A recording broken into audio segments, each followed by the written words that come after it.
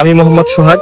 আমার এই ভিডিওটা হয়তো স্মৃতি হয়ে থাকবে। রাজধানীর মিটফোর্ড হাসপাতাল এলাকায় সন্ত্রাসীদের হাতে প্রকাশ্যে খুন হওয়া ব্যবসায়ী সোহাগের দুটি ভিডিও ছড়িয়ে পড়েছে সোশ্যাল মিডিয়ায়। ভিডিওতে সোহাগকে বলতে শোনা যায়, আমি মোহাম্মদ সোহাগ, আমার এই ভিডিওটি হয়তো স্মৃতি হয়ে থাকবে। একদিন হয়তো আমি থাকবো না, কিন্তু অনেকদিন বেঁচে থাকার ইচ্ছা।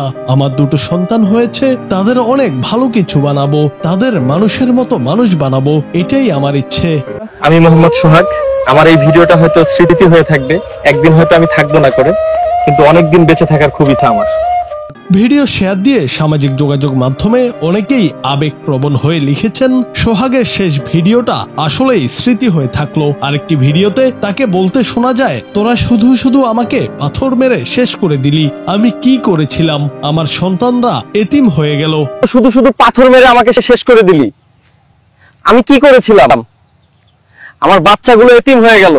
আসলে এই দুটি ভিডিওর কোনোটিই আসল নয়, এআই দিয়ে বানানো ভিডিও। কিন্তু সামাজিক যোগাযোগ মাধ্যম ব্যবহারকারীরা অনেকেই প্রথমে বিষয়টি বুঝতে পারেননি। দ্বিতীয় ভিডিওটি প্রকাশের পর ভুল ভাঙে মানুষের, বুঝতে পারেন এগুলো এআই দিয়ে বানানো হয়েছে।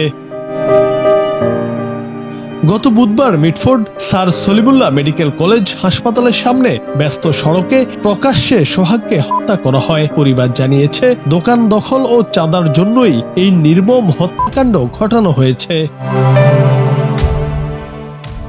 জুনায়েদ আহমেদ, বাংলা টিভি।